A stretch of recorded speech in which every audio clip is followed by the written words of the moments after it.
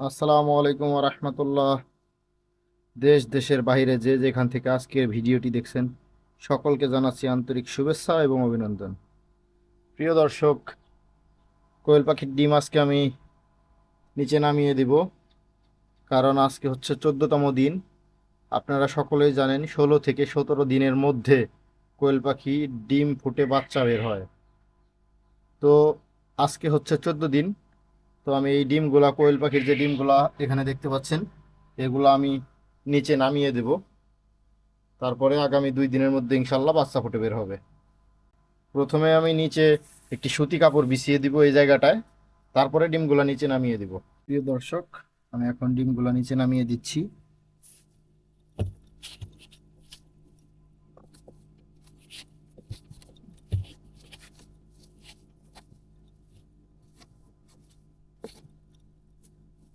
বিসমিল্লাহির রহমানির রহিম।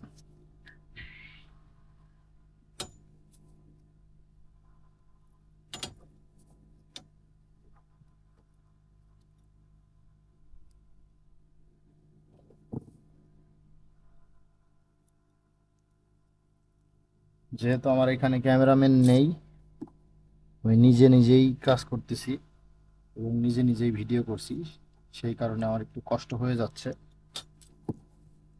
প্রিয় দর্শক, একটি টেরের ডিম আমার নিচে নামানো হয়ে গিয়েছে। তো একটি ডিম আমার কাছে ফাটা মনে হচ্ছে। এটি ফাটা না, কিন্তু এই টেরেটা নিচে নামানোর সময় এই একটি ডিম ফেটে গেল। কত বড় ডিম আপনারা দেখতে পাচ্ছেন, আসলে ডিমটাই লস হয়ে গেল। তবুও আমি, ডিমটা যদিও ফেটে গেছে তবুও আমি এখানে রাখবো, দেখি এখান থেকে বাচ্চা ফুটে বের হয় কিনা। না হওয়ার সম্ভাবনাই বেশি, তবে আমি রেখে দিব, একটু সাইড করে রাখবো, দেখবো ফুটে বের হয় কিনা। যেহেতু আমার একটি টেরের ডিম নিচে নামানো হয়ে গেছে, আর একটি নামানো হলেই ইনশাল্লাহ হয়ে যাবে। তো আর অল্প কিছু সময় লাগবে ইনশাল্লাহ। তারপরে আমরা এখানে আর্দ্রতা মেনটেন করার জন্য বাটির মধ্যে কিছু পানি টানি দিয়ে তারপরে আমরা আটকিয়ে দেবো ইনশাল্লাহ। আগামী 2 দিন পরে খুলে দেখবো ইনশাল্লাহ বাচ্চা ফুটে বের হয়েছে। আমার ডিমগুলো নিচে নামানো হয়ে গিয়েছে, সবগুলো ডিম। আপনারা জানেন যে তৃতীয়বারের মতো আমি কোয়েল পাখির ডিম হ্যাচিং করছি, সেই সাথে দ্বিতীয়বারের মতো মুরগির ডিম হ্যাচিং করছি। তো প্রথমত হচ্ছে মুরগির ডিম যেগুলো ফুটিয়েছিলাম সবগুলা দেশি মুরগি ছিল, আর এখন দ্বিতীয়বার, অর্থাৎ সেকেন্ড টাইম যে মুরগির ডিমগুলো ফোটাচ্ছি, তার মধ্যে কিছু ডিম আছে হচ্ছে দেশি মুরগির, কিছু ডিম আছে হচ্ছে টাইগার মুরগির।